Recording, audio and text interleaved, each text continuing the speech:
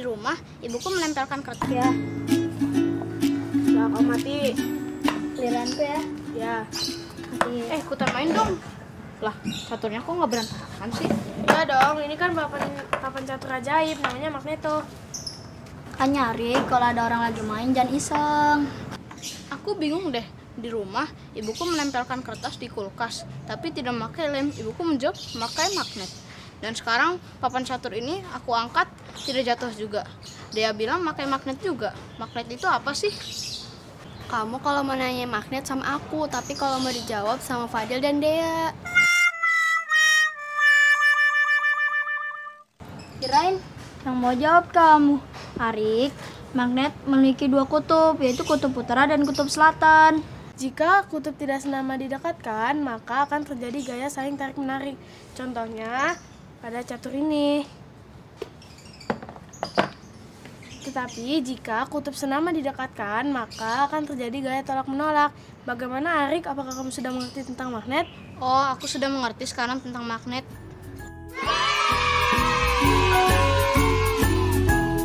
Udah, Kamu jalan lagi ya. ya. Halo Sobat X Science, senang sekali Kak Herman dapat berjumpa kembali dalam program kesayangan kita, X Science, Eksplorasi Sains. Sobat X Science, jika sebuah magnet kita potong terus-menerus, maka kita akan mendapatkan magnet-magnet kecil. Magnet-magnet kecil ini disebut sebagai magnet elementer, alias magnet domain, yang memiliki sifat dapat menarik beberapa benda. Ada juga loh benda-benda yang tidak dapat ditarik oleh magnet. Nah, sekarang mari kita perhatikan perbedaan berikut ini. Magnet bisa menarik paku dan klip kertas. Namun, magnet tidak dapat menarik sendok plastik dan ranting. Paku dan klip kertas termasuk benda magnetis, sedangkan sendok plastik termasuk benda non-magnetis. Jadi, apa kesimpulannya?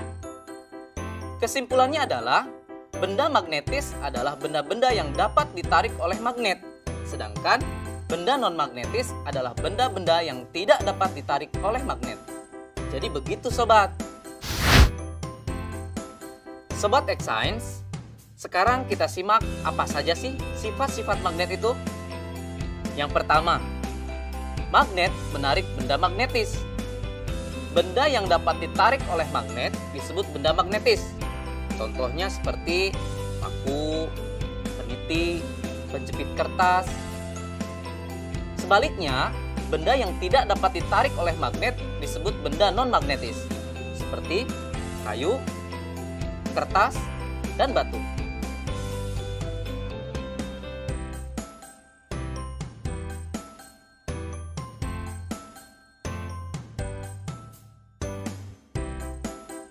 Sifat yang kedua adalah magnet mempunyai dua kutub.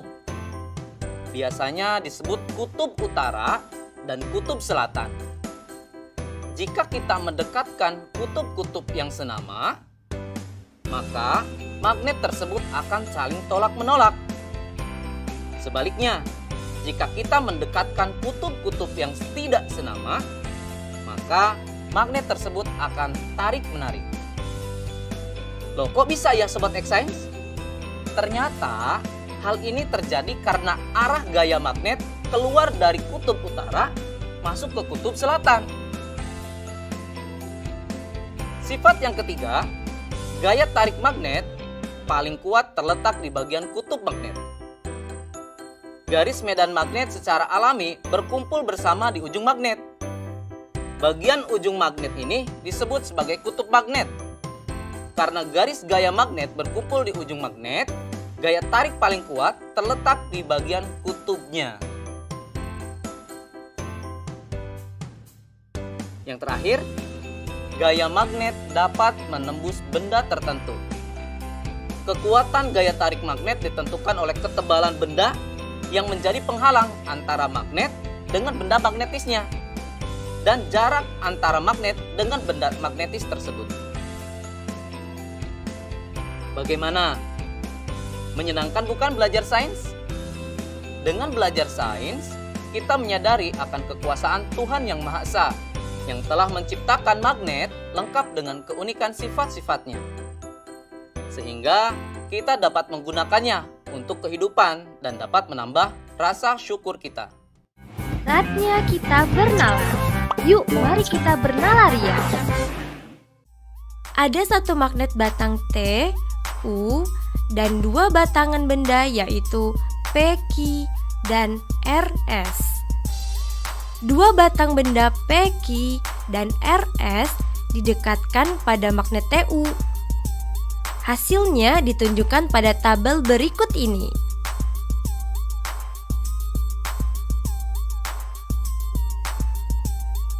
Apa yang dapat kamu simpulkan mengenai dua batang benda P, Q, dan RS tersebut? Coba jelaskan.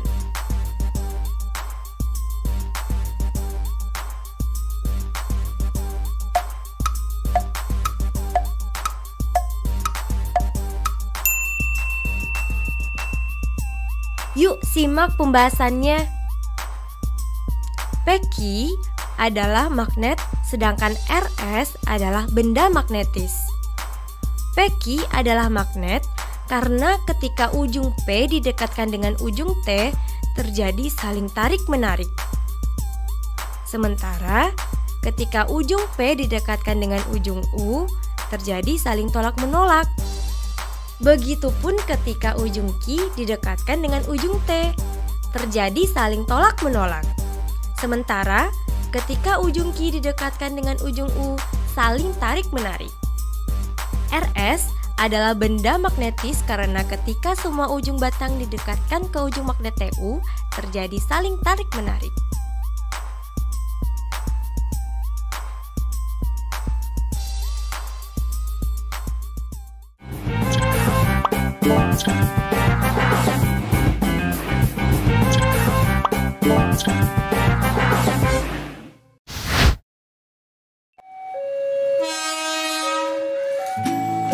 Halo Sobat X-Science, siapa di sini yang tidak tahu kereta api? Pasti udah pada tahu kan? Kereta api masih memanfaatkan roda dengan rel sebagai lintasannya, sehingga ketika kereta api melintas pasti akan menimbulkan kebisingan. Tapi apa jadinya ya jika laju pergerakan kereta api ini dipadukan dengan aplikasi dari sifat-sifat magnet? Apakah mungkin manfaat dan sifat-sifat magnet dan kereta api dapat disatukan? Bakal jadi apa ya? Penasaran kan? Yuk mari kita simak penjelasan narasumber berikut. Halo Sobat X-Science, kembali lagi dalam program kesayangan kita, X-Science, Eksplorasi Sains. Sobat X-Science, kalian tahu nggak sih apa itu kereta maglev? Dalam bahasa Indonesia, kereta maglev disebut dengan kereta levitasi magnetik atau sering juga disebut dengan kereta magnet. Seperti namanya, prinsip dari kereta magnet ini memanfaatkan gaya magnet untuk mengangkat kereta sampai mengambang alias melayang dan tidak menyentuh rel, sehingga gaya gesek dapat dikurangi. Selain itu, kereta ini juga memanfaatkan magnet sebagai kekuatan pendorongnya.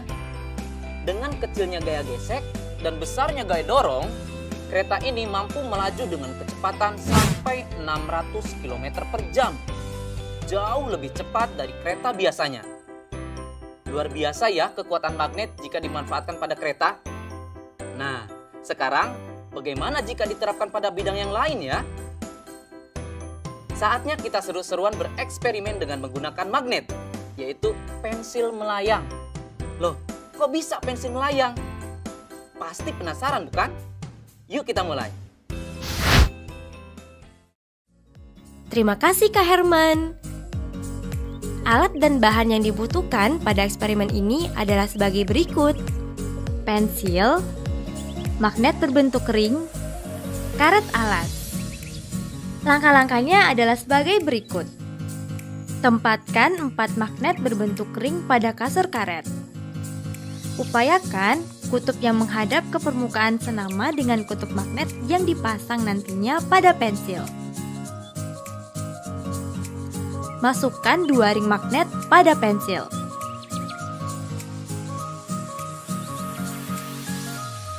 tempelkan pensil pada sandaran kasur karet. Seketika pensil melayang. Nah, kok bisa sih? Sekarang, mari kita amati yang terjadi. Wah, pensilnya melayang. Seru sekali ya, sobat.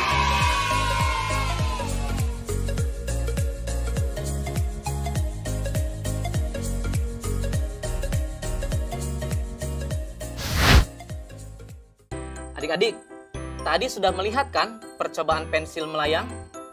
Sudah tahu jawabannya kenapa pensil bisa melayang?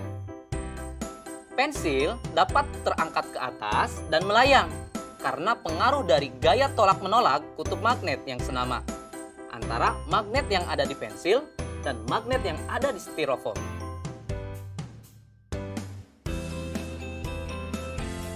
Nah, sekarang selamat mencoba di rumah ya. Sampai jumpa di eksplorasi sains berikutnya.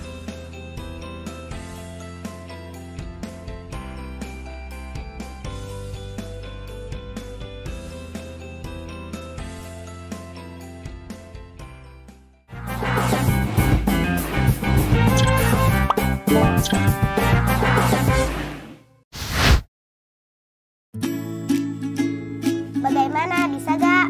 Bisa dong, caranya kita gabungkan kabel ini ke bohlam. Lalu kita hubungkan ujung kabel yang lain ke bawah baterai.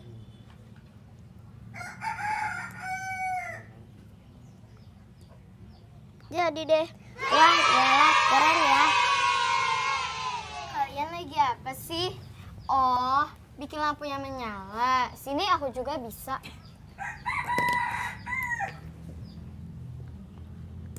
Lihat ya. Simsalabim, menyala. Lah, kok tidak menyala? Pantas kau lupa.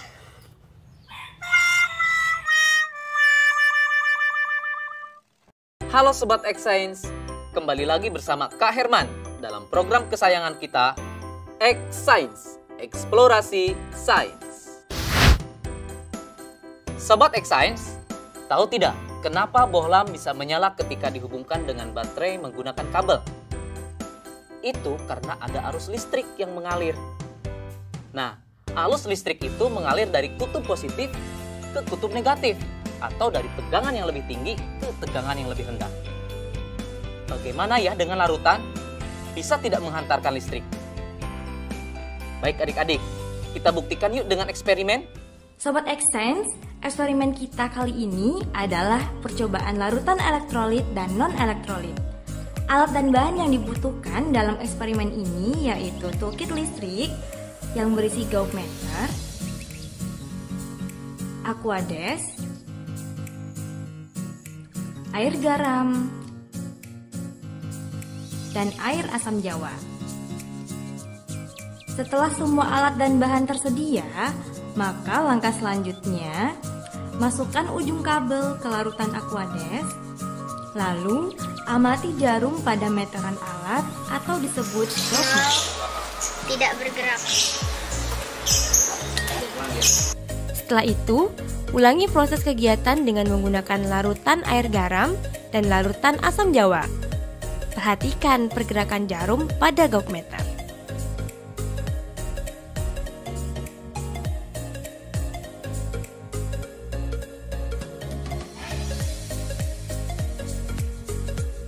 Isilah tabel berikut ini dengan memberi tanda checklist pada kolom yang sesuai.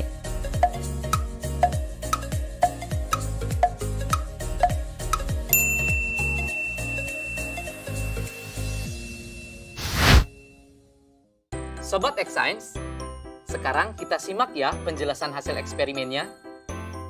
Ternyata ada dua macam larutan berdasarkan kemampuannya dalam menghantarkan arus listrik. Larutan yang tidak menghantarkan arus listrik disebut larutan non-elektrolit.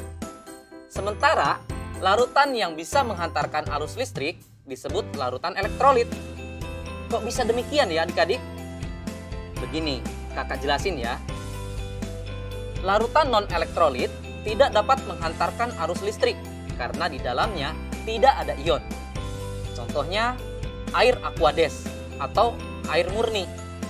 Makanya tadi dalam percobaan jarum pada gauge meter tidak bergerak. Sekarang, bagaimana sih larutan yang dapat menghantarkan arus listrik? Larutan elektrolit terbentuk dari terlarutnya senyawa elektrolit dalam peralut air, di mana senyawa itu terurai sempurna membentuk ion positif atau disebut kation dan ion negatif atau disebut anion. Pada saat arus listrik melewati larutan elektrolit, ion-ion dalam larutan menghantarkan arus listrik, seperti layaknya dalam kabel. Nah, Sobat X-Science, sekarang kita lihat larutan garam dan larutan Aquades. Jarum pada gauge meter bergerak pada larutan air garam. Ini menunjukkan kalau air garam dapat menghantarkan arus listrik. Kenapa bisa demikian? Garam atau NaCl ketika larut dalam air, garam tersebut akan terurai menjadi ion-ion, yaitu ion Na+ dan ion Cl-, yang kemudian mereka terurai, berpencar saat di dalam air.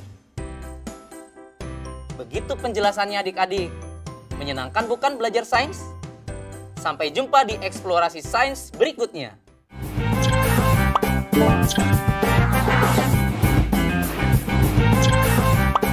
Thank you.